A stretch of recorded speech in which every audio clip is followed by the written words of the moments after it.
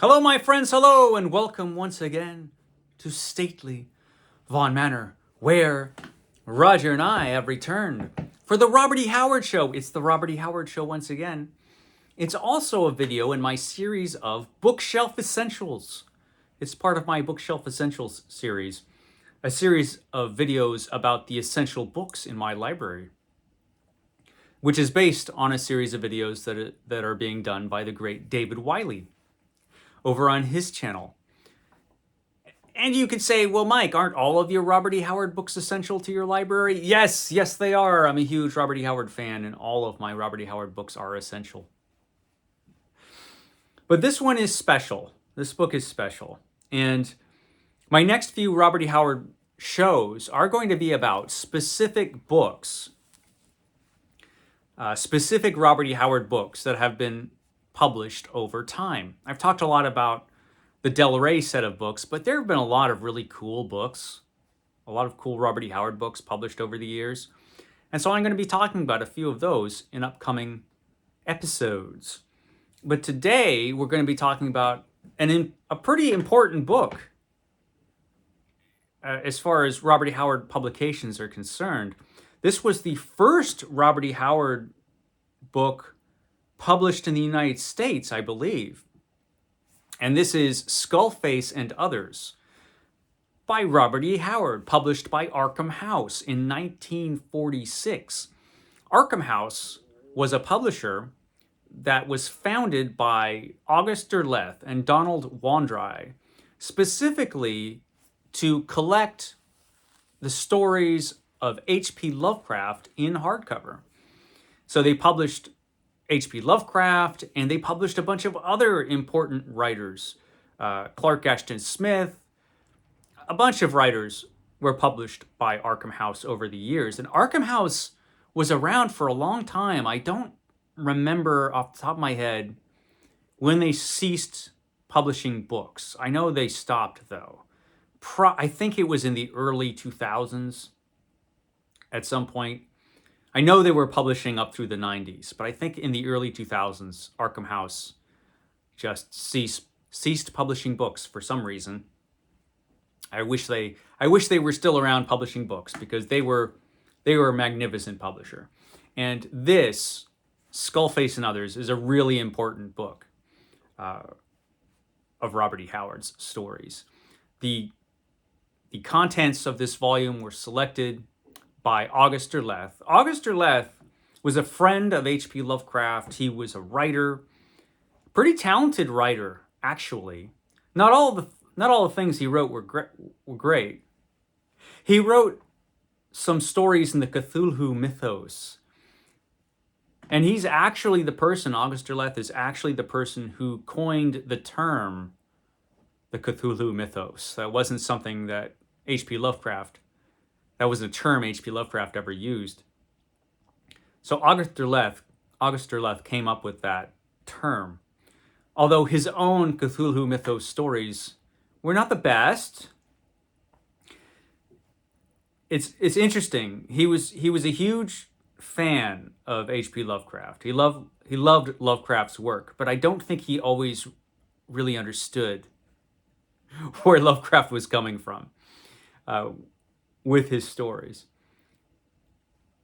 I am very grateful, though, that he founded Arkham House. I actually have some Lovecraft Arkham House books right here. They're hidden behind the Christmas cards, and they're great. That's my personal favorite set of Lovecraft books. I wish I had an original edition of Skull-Face and Others by Robert E. Howard. I wish I had this original edition of this book. I don't, though, because it's very expensive. I've seen it sold for... I've seen it sold mostly for around $500 to $600. I've seen it go as high as $2,000. That must be for a really pristine edition. So I could buy it, but I can't really justify the expense. I mean, I'm not enough of a collector to spend $500 on a book. That seems like a lot. I do have this, which is a British reprint of Skull-Face and Others. They retitled it on the cover Skull-Face Omnibus by Robert E. Howard. There's a handsome picture of Skull-Face. Kind of looks like another fella that I know. That's probably why. Were you the model for this? It's probably why this fella's so handsome. So this is the British edition. This is actually the second printing of this. There were two printings of this by Neville Spearman in Britain. This one was published in 1975.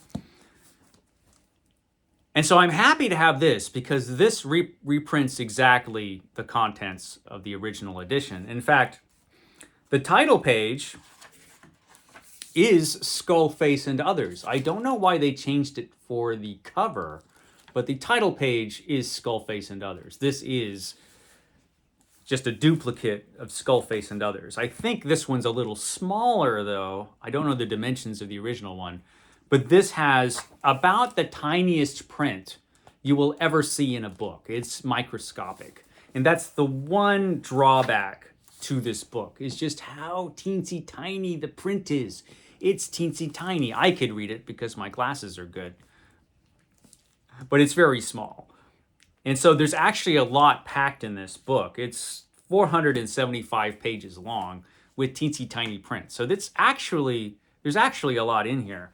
It was reprinted by Panther Books in 3 separate paperbacks with really interesting covers. This is the first volume, Skull-Face and Others. The second volume is The Valley of the Worm and Others, Skull-Face Omnibus Volume 2. And the third is The Shadow Kingdom and Others. Now, this unfortunate barbarian on the cover, this is a prime example of why when you're in the gym, don't skip leg day. Don't skip leg day. You'll end up looking like this rather frail looking barbarian. Someone get this guy a bowl of pasta, this poor fella. Listen, I don't know who this is supposed to be. I don't know if it's Kull or if it's supposed to be Conan. If it is, it's not the best. It's not the best illustration of either of those characters. Interesting, though. So, and these are much easier to read because the print is not microscopic in these 3 paperbacks. And these are a lot less expensive to get. So, August Derleth chose the contents for this volume, for Skull-Face and Others. And he made some interesting choices, and he made some good choices. I happen to think that as far as a best of kind of volume, this is the best of volume, best one volume edition of Robert E. Howard stories. That is just a random sampling of Robert E. Howard stories. This is probably the best that I've seen. It's not perfect. There are some peculiarities with this edition, which we'll get into. But August Derleth did choose the contents, and there's some cool stuff in here. So August Derleth wrote a foreword where he gives his thoughts on Robert E. Howard and his stories and why he chose these particular stories. He says, his best story is perhaps Worms of the Earth, though many of his contemporaries have been fond of the Black Stone and the Valley of the Worm, as well as of other stories. In the tales concerning Solomon Kane, Bran MacMorn, King Kull, and Conan, there is quite possibly more bloodletting and more lusty carnage than in any other group of stories which appeared in pulp magazines in America during the 1930s. There have come to Arkham House frequent requests for a collection of all the Conan stories. Such a collection would almost have to be printed on blood-colored paper and be introduced to readers with appropriate thunderclaps. For if Howard liked anything better than a good fight, there is no evidence of it in his Conan stories. Quite apart from his penchant for blood and thunder, Howard had a faculty for telling stories which was equaled by few of his contemporaries. Story was always primary, atmosphere, which he could do well, character, all else were secondary. I do wish Arkham House had published a complete set of Conan stories. That would have been awesome. It would also be worth thousands of dollars today if they had done that. Quite possibly all his best stories are not included in this collection. I reread everything of his appearing in Weird Tales or Strange Tales, and in my considered judgment, the stories here collected represent the best work he did. In matters of taste, however, there is no argument. Though others may think differently, I could not feel justified in reprinting here more adventures of Conan than those represented, for instance.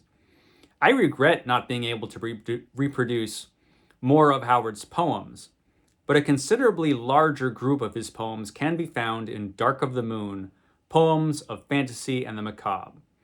It will be observed by the alert reader that, despite Howard's increasing interest in his Texas background and the promise of more important work from his pen, which was so manifest in his last years, the earlier Howard wrote more skillfully than the Howard who created and exploited the popular Conan.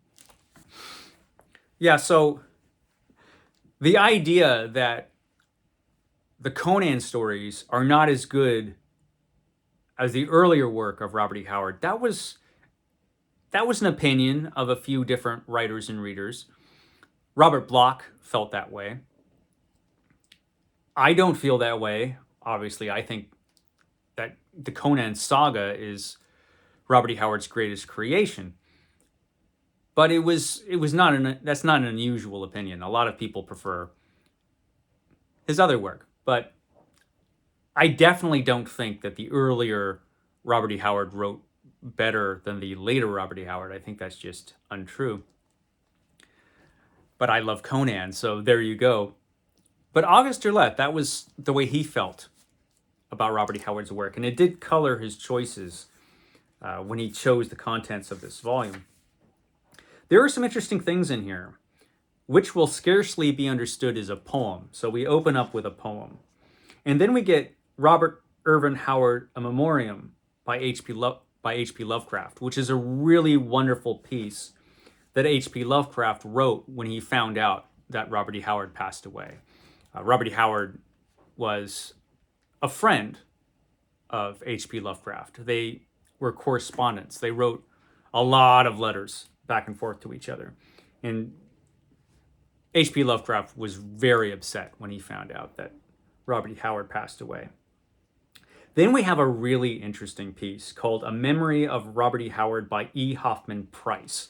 So this is a little memoir written by Price about a visit that he made to Robert E. Howard. He's the only writer that I know of that ever actually met Robert E. Howard in person. And he writes this little piece that's in this book about that visit and about his personal experience with Robert E. Howard, which is really interesting. It's a unique perspective that we don't have anywhere else. So that's really cool. It's really cool that is included in here. As far as the stories go, they're winners. So Auguste Derleth, he did choose some really great stories. This volume starts off with Wolf's Head, which was a werewolf story by Robert E. Howard. Probably not his best horror story, but it's a good one. Then The Black Stone, which is one of Robert E. Howard's best horror stories. The Horror from the Mound is in here. The Cairn on the Headland. Black Canaan is in here. The Fire of Ashurbanipal. Then comes A Man-Eating Jeopard, which is one of Robert E. Howard's humorous westerns. Robert E. Howard wrote a lot of really popular humorous westerns, either starring his hero Breckinridge Elkins or another character whose name I'm forgetting off the top of my head. And I think this story is one of his stories. Those have never been my favorites, but they were very popular with readers. And so one of those is included in this volume, which is interesting. Then we have the title story Skull-Face, which is a very pulpy novelette, which is kind of inspired by the Fu Manchu series of books, which kind of exploited the racist theme of the Yellow Peril. And so Skull-Face is an extremely pulpy story. It has been highly regarded over the years by different Robert E. Howard fans. A lot of people really like that story. I think it's okay. It's pulpy fun, you know, it's okay. I don't think it's one of his best, but that's just me. A lot of people really like that story, and so that's in here, and it gets the title. Then, oddly, comes the Hyborian Age, which is an essay about that Robert E. Howard wrote for his own use as background material for the Conan stories. So it's odd that that's in here at all. It's interesting if you're interested in the Conan stories and the Kull stories, because it also serves the background for King Kull. But it's odd that it's in here, and it's odd that it's at this particular place in the volume. And that is the one thing that was changed for these paperbacks that I've noticed. Is that they moved the Hyborian Age to the last volume. And the last volume has the Kull stories and the Conan stories in it. And so it makes sense that when they did the paperback edition, they moved the Hyborian Age to the last volume. So they changed the sequence, which makes sense. If you're going to have that in here, it should be with those stories instead of just kind of sitting there in the middle of the book. After that comes Worms of the Earth, which is one of Robert E. Howard's best stories. It might be his best story. It might be. That is an endlessly debatable topic. You know, what was Robert E. Howard's best story? But the Worms of the Earth has a pretty good claim, I think. Then The Valley of the Worm, which is really good. And then we get some Solomon Kane stories, some really good ones. We've got Skulls in the Stars, Rattle of Bones. Then we have The Hills of the Dead, and my personal favorite Kane story, Wings in the Night. So we get some really cool Solomon Kane stories in here. Then we get King Kull with the Shadow Kingdom, which many consider to be the first real sword and sorcery story. King Kull story, wonderful story. Definitely one of Robert E. Howard's best stories. Then The Mirrors of Tuzan Thune, and Kings of the Night. Kings of the Night is a really good story, which has Kull going forward into time to meet up with Bran MacMorn. It's a big Robert E. Howard team up. It was awesome. Then we get Conan, and the Conan choices are interesting. So we get The Phoenix on the Sword, which is the very first Conan story. Then The Scarlet Citadel, which is a great story. One of the best Conan stories, in my opinion. So we have two stories of Conan when he's the king. Then we get The Tower of the Elephant. And yeah, you need The Tower of the Elephant. That is one of Robert E. Howard's best stories, and one of the best Conan stories for sure. Then we get Rogues in the House, which is an interesting choice. That's a good Conan story, a really good one. I'm not sure it's one of his best, but it is really good. So it's kind of cool that it's in here. But then the volume closes out, as far as the stories are concerned, with Shadows in Zambaula, which I think is probably one of the weakest Conan stories. It's not the worst Conan story, but it's down there. It's not a great Robert E. Howard story.